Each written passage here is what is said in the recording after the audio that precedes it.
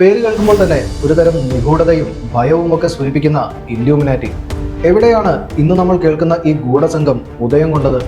ഈ സംഘടനയുടെ പ്രഖ്യാപിത ലക്ഷ്യങ്ങളിൽ നിന്നാണ് നമ്മൾ ഇന്ന് കേൾക്കുന്ന freedom of speech, secularism, gender equality എന്നിങ്ങനെയുള്ള ലിബറൽ ആശയങ്ങൾ ആധുനിക ലോകം കേട്ടു തുടങ്ങുന്നത്.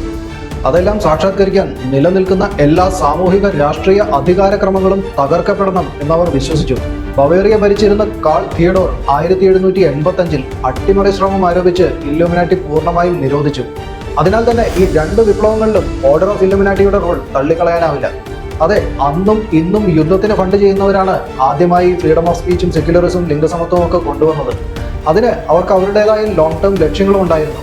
ഈ ആശയങ്ങൾ സാക്ഷാത്കരിക്കാൻ നിലവിലെ പവർ സ്ട്രക്ചേഴ്സ് മുഴുവൻ തകരേണ്ടതുണ്ട് എന്നും അന്നേ ആഡം വീഷിഫ്റ്റ് പറഞ്ഞു വെച്ചിരുന്നു.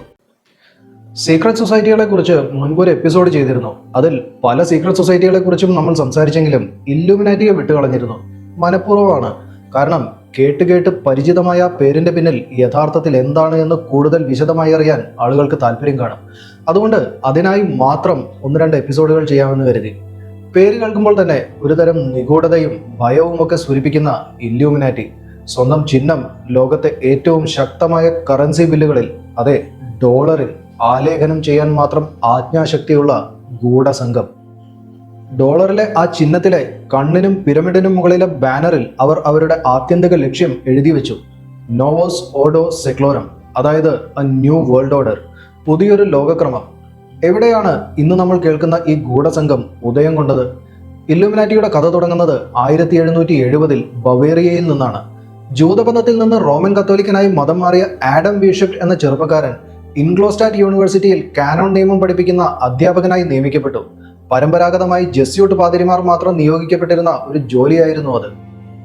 തുടർന്ന് 22-കാരനായ വീഷിഫ്റ്റും ജെസ്യൂട്ട് വിശ്വാസധാരയിലേക്ക് വന്നെങ്കിലും തന്റെ സഹപ്രവർത്തകരിൽ നിന്നും മേലുദ്യോഗസ്ഥരിൽ നിന്നും കടുത്ത അവഹേളനങ്ങൾക്കും സ്വഭാവഹത്യയ്ക്കും അദ്ദേഹം ഇരയായി.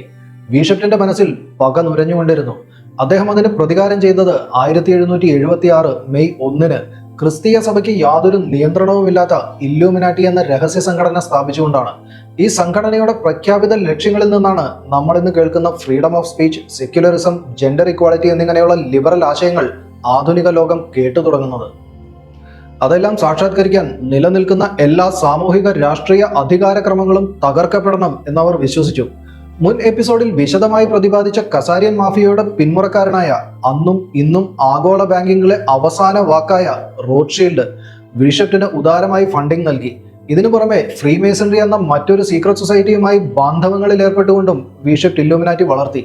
ഫ്രീമേസൺറിയുടെ ഘടനാപരമായ സംഘടനാക്രമവും മറ്റും വീഷിഫ്റ്റ് ഇല്ലുമിനാറ്റിയിലേക്കും പകർത്തി. പ്രാരംഭ ദശയിൽ ഇല്ലുമിനാറ്റിയുടെ വളർച്ചയ്ക്ക് ഫ്രീമേസൺറി കൂട്ടായ്മ നിർലോഭമായ പിന്തുണ നൽകി. താഴെ നിന്ന് മുകളിലേക്ക് 10 ലെവലുകളുള്ള ഒരു ഹൈറാർക്കിയാണ് വീഷിഫ്റ്റ് ഇല്ലുമിനാറ്റിയിൽ സൃഷ്ടിച്ചത്. ആ ഘടന വീഷിഫ്റ്റ് അവലംബിച്ചത് ഫ്രീമേസൺറിയിൽ നിന്നായിരുന്നു. താഴെ നിന്ന് മുകളിലേക്ക് പോകുന്തോറും പരമ്പരാഗത മത, സാമൂഹിക, രാഷ്ട്രീയ ഘടനകളിൽ നിന്നെല്ലാം സമ്പൂർണമായി സ്വയം വിച്ഛേദിച്ചുകൊണ്ട് ഇല്ലുമിനാറ്റി എന്ന സംഘടനയുടെ അധികാര ഘടനയോട് മാത്രം വിധേയപ്പെടേണ്ടിയിരുന്നു. എന്നാൽ അവർ സ്വയം വിച്ഛേദിച്ച അതേ മത, സാമൂഹിക, രാഷ്ട്രീയ അധികാര ഘടനകൾക്കുള്ളിൽ നുഴഞ്ഞു കയറിക്കൊണ്ട് അജണ്ടകൾ നടപ്പാക്കുക എന്ന ഉത്തരവാദിത്വവും അവർക്കുണ്ടായിരുന്നു. പഴയ സീക്രട്ട് സൊസൈറ്റീസ് എന്ന എപ്പിസോഡിൽ നമ്മൾ പരാമർശിച്ച ആ ഹാഷാസിൻസിൽ നിന്നാണ് ഇവർ ഈ ശൈലി സ്വാംശീകരിച്ചത്. പെട്ടെന്ന് തന്നെ രാഷ്ട്രീയ, സാഹിത്യ, സാംസ്കാരിക മേഖലകളിൽ നിന്നുള്ള ഒട്ടനേകം പ്രമുഖ വ്യക്തികളിൽ നിന്ന് പിന്തുണയാർജിക്കാൻ ഇല്ലുമിനാറ്റിക്ക് സാധിച്ചു. വിഖ്യാതനായ German military general duke Ferdinand of Brunswick, German എഴുത്തുകാരനും ഫോറിൻ ഡിപ്ലോമാറ്റും വീഷിഫ്റ്റ് പഠിപ്പിച്ച ഒരു വിദ്യാർത്ഥിയുമായിരുന്ന ഫ്രാങ്ക് സേവിയർ സ്വാക്ക്, തത്വശാസ്ത്രജ്ഞനായ അഥവാ ഫിലോസഫറായ സാക്ഷാൽ ജോർജ് ഹെഗൽ എന്നു തുടങ്ങി അനവധി ഡ്യൂക്കുകളും രാജകുമാരന്മാരും മറ്റ് അധികാരികളുമൊക്കെയായി ബവേറിയയ്ക്ക് അകത്തും പുറത്തുമുള്ള ശക്തരായ പലരും ചുരുങ്ങിയ കാലം കൊണ്ട് ഇല്ലുമിനാറ്റി മെമ്പർമാരായി. 1782 ഫ്രീമേസൺസ് ഇല്ലുമിനാറ്റിയുമായി തെറ്റി.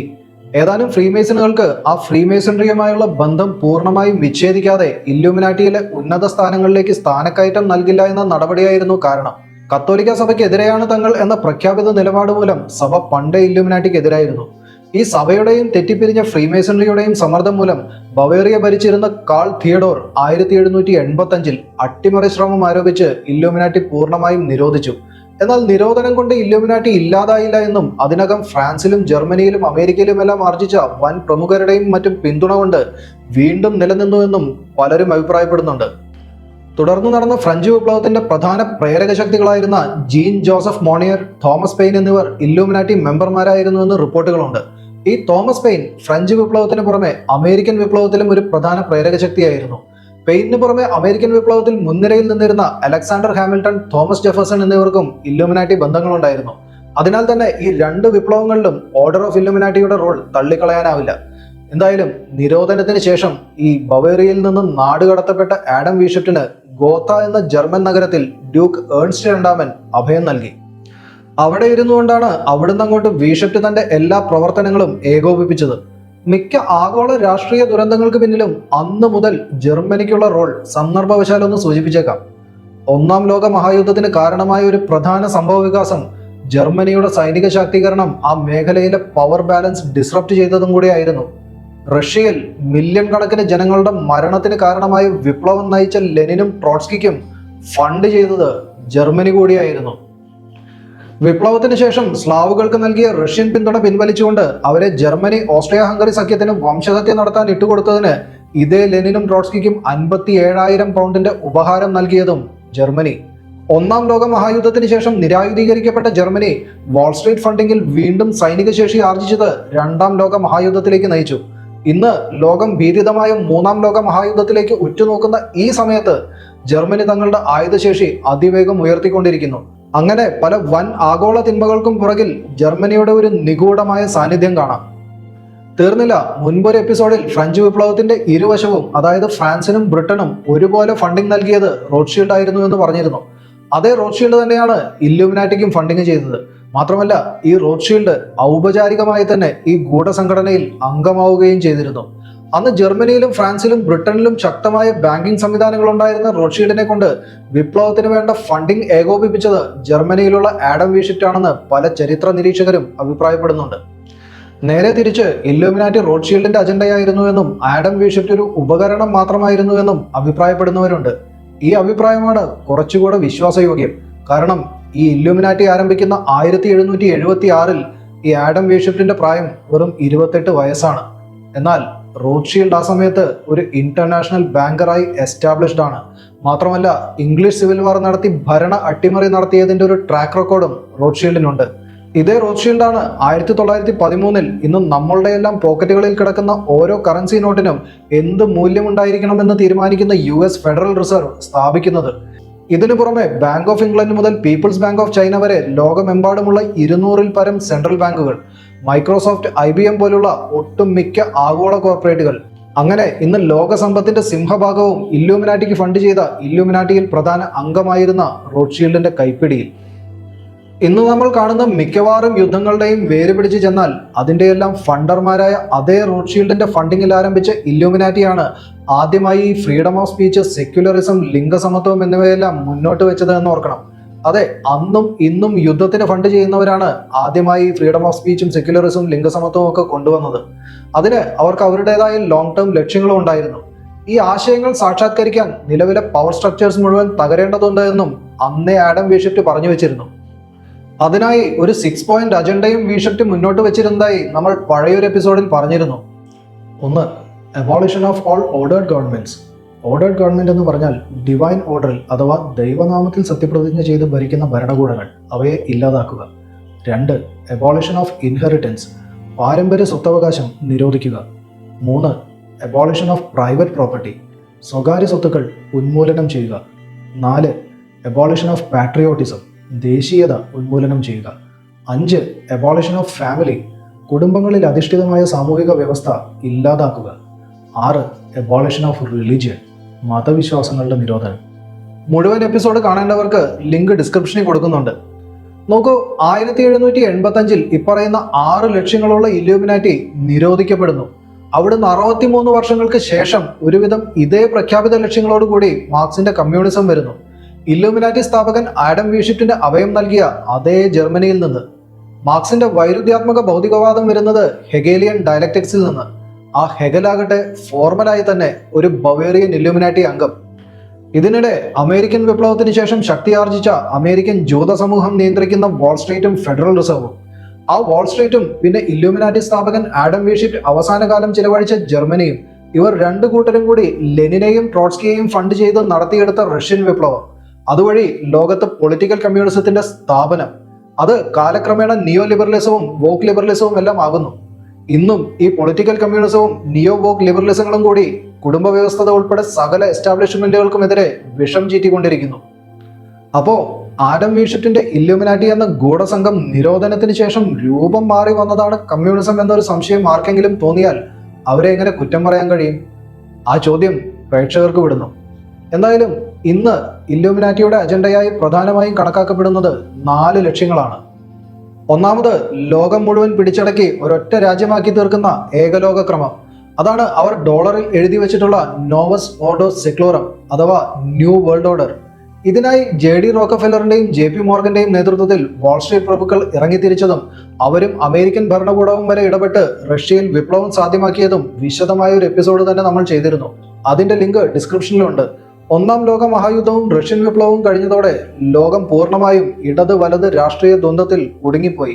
ആ ഇടത് വലത് സ്പെക്ട്രത്തിനപ്പുറം ഒരു രാഷ്ട്രീയ സാധ്യത ആരും ചിന്തിക്കാതെ പോലുമായി. സാംസ്കാരിക നാഗരികതയുടെ നൈരന്തര്യവും അഭിവൃദ്ധിയും അസാധ്യമായ ഒരു ആഗോള രാഷ്ട്രീയ അന്തരീക്ഷം നിലവിൽ വന്നു. നോക്കൂ, ക്യാപിറ്റലിസമോ കമ്മ്യൂണിസമോ സിവിലൈസേഷന് വേണ്ടി നിലകൊള്ളുന്നത് കണ്ടിട്ടുണ്ടോ? ഈ ഇടത് വലത് ദ്വന്ദ്ങ്ങൾക്ക് പുറത്തുള്ളവർക്കേ ഈ സിവിലൈസേഷന് വേണ്ടി നിലകൊള്ളാൻ കഴിയൂ. എന്തായാലും റഷ്യൻ വിപ്ലവത്തിന് ശേഷം ഉരുത്തിരിഞ്ഞു വന്ന പുതു രാഷ്ട്രീയ അന്തരീക്ഷത്തിൽ അവർ ഇടതുപക്ഷത്തെ പ്രത്യയശാസ്ത്രം കൊണ്ടും വലതുപക്ഷത്തെ ആഗോള ബാങ്കിംഗ് ഗോഡ്ഫാദർമാരായ അവർ പണം കൊണ്ടും നിയന്ത്രിച്ചു. അങ്ങനെ 200-ൽ പരം വരുന്ന ലോകരാജ്യങ്ങളുടെ ഇടത് വലത് രാഷ്ട്രീയ കടിഞ്ഞാണുകൾ ഇവരുടെ കൈകളിൽ എത്തിച്ചേർന്നു. ഇനി രണ്ടാമത്, ലോകം മുഴുവൻ ഒരൊറ്റ രാജ്യമായി തീർന്നാൽ ആ ഒറ്റ രാജ്യത്തിലെ പണത്തെ നിയന്ത്രിക്കാൻ ഒരു ആഗോള സെൻട്രൽ ബാങ്ക്. അതാണ് 1913-ൽ അമേരിക്കൻ ഫെഡറൽ റിസർവ് ആരംഭിച്ചതിന് പിന്നിലെ ദീർഘകാല ലക്ഷ്യം. ഇന്ന് അമേരിക്കൻ ഡോളറിന്റെ സമ്പൂർണ്ണ നിയന്ത്രണം ആ ഫെഡറൽ റിസർവിന്റെ കൈകളിൽ ഭദ്രം. ലോകത്തെ മറ്റുള്ള സകല കറൻസികളുടെയും മൂല്യം ഈ ഡോളറുമായി കൂട്ടിക്കെട്ടിയിരിക്കുന്നു. അതിനുശേഷം കൗശലപൂർവ്വം അവർ ഡോളറിന്റെ ഗോൾഡ് ബാക്കിംഗ് ഏകപക്ഷീയമായി നിർത്തലാക്കുകയും ചെയ്തു. അതോടെ ആഗോള സാമ്പത്തിക രംഗം ഫെഡറൽ റിസർവിന് യഥേഷ്ടം അച്ചടിച്ചു കൂട്ടാവുന്ന ഡോളർ എന്ന വെറും പേപ്പർ കറൻസിയുടെ കീഴിലായി. കറൻസി അഥവാ ഡോളർ എന്ന ഉപകരണം വഴി എങ്ങനെ ആഗോള സമ്പദ് വ്യവസ്ഥയും മനുഷ്യന്റെ ജീവിതശൈലി മുതൽ ബൗദ്ധികത വരെയും ഹൈജാക്ക് ചെയ്യപ്പെട്ടു എന്നത് വലിയൊരു വിഷയമാണ്. വിശദമായി മറ്റൊരു എപ്പിസോഡിൽ പറയാം. ഇപ്പോൾ പറഞ്ഞ രാഷ്ട്രീയപരമായ ഏകലോക നിയന്ത്രണത്തിലും ആഗോള സാമ്പത്തിക മേഖലയെ കൈയടക്കുന്നതിലും അവർ വലിയൊരളവ് വരെ വിജയിച്ചു കഴിഞ്ഞു. എന്നാൽ ഇപ്പോൾ പുരോഗമിച്ചുകൊണ്ടിരിക്കുന്ന ഏതാനും പരീക്ഷണങ്ങളാണ് അവരുടെ മൂന്നാമത്തെ ലക്ഷ്യമായി വരുന്നത്. മൈക്രോ ചിപ്പുകൾ വഴിയും ഡിജിറ്റൽ ഐഡികൾ വഴിയും സാമാന്യ ജനങ്ങളെ സസൂക്ഷ്മം മോണിറ്റർ ചെയ്യുന്ന ഒരു സംവിധാനം. അവർ വിഭാവനം ചെയ്യുന്ന ആഗോള രാജ്യത്ത് നടപ്പാക്കുന്ന നിയമങ്ങൾ പാലിക്കപ്പെടുന്നു എന്ന് ഉറപ്പാക്കുന്ന ബൃഹത്തായ ഒരു ഇൻഫ്രാസ്ട്രക്ചറാണിത്. ഇന്ന് ചൈനയിൽ നിലവിലുള്ള CBDC കറൻസി സംവിധാനമെല്ലാം ഇതിന്റെ ഭാഗമാണ്. ഈ മോണിറ്ററിംഗ് സംവിധാനത്തിന്റെ അൽഗരിതം നൽകുന്ന റാങ്കിങ്ങിനനുസരിച്ച് അവിടുത്തെ ഓരോ വ്യക്തിക്ക് മുന്നിലും പബ്ലിക് ബസിന്റെ മുതൽ സ്വന്തം ഫ്ലാറ്റിന്റെ വരെ ബയോമെട്രിക് ഡോറുകൾ തുറക്കും. സോഷ്യൽ ക്രെഡിറ്റിംഗ് സിസ്റ്റം എന്നാണ് ഇതിനെ പറയുക. അതും വലിയൊരു വിഷയമാണ്. അതിന് മാത്രമായി മറ്റൊരു എപ്പിസോഡ് ചെയ്യാം. അങ്ങനെ റഷ്യയിൽ അവർ രാഷ്ട്രീയപരമായി ലോകം ഇടത് വലത് നിയന്ത്രണത്തിൽ കൊണ്ടുവരുന്ന പരീക്ഷണം നടത്തി വിജയിച്ചു. അമേരിക്കയിൽ ഫെഡറൽ റിസർവ് വഴി ആഗോള സാമ്പത്തിക മേഖലയും നിയന്ത്രണത്തിൽ കൊണ്ടുവന്നു. ഇപ്പോൾ ഓരോ വ്യക്തിയെയും സൂക്ഷ്മമായി നിരീക്ഷിക്കാനും നിയന്ത്രിക്കാനും വേണ്ട സംവിധാനത്തിന്റെ പരീക്ഷണങ്ങൾ ചൈനയിൽ നടക്കുന്നു. അതുകൂടി വിജയിച്ചാൽ അവസാന ഘട്ടം ആ ടോട്ടാലിറ്റേറിയൻ സ്റ്റേറ്റിന്റെ സ്ഥാപനമാണ്. ആർക്കും സ്വകാര്യ സ്വത്തില്ലാത്ത, പിന്തുടർച്ചാവകാശമില്ലാത്ത, ദേശീയതയില്ലാത്ത, കുടുംബ വ്യവസ്ഥ നിലവിലില്ലാത്ത, എല്ലാവരും തൊഴിലാളികൾ മാത്രമായ മതരഹിത ലോകം. ചുരുക്കത്തിൽ അവരവരുടെ ലക്ഷ്യത്തോട് വളരെ വളരെ അടുത്തു കഴിഞ്ഞിരിക്കുന്നു. അപ്പോൾ ഉയരുന്നൊരു സംശയം, ഈ റോത്ത്ഷീൽഡ് കുടുംബം ഒറ്റയ്ക്കാണോ ഇതെല്ലാം നടപ്പാക്കുന്നത്? അല്ല, അനേകം കുടുംബ പരമ്പരകൾ റോത്ത്ഷീൽഡിനൊപ്പം ഉണ്ട്. അതേക്കുറിച്ച് രണ്ടാം ഭാഗത്തിൽ വിശദീകരിക്കാം. നമസ്കാരം.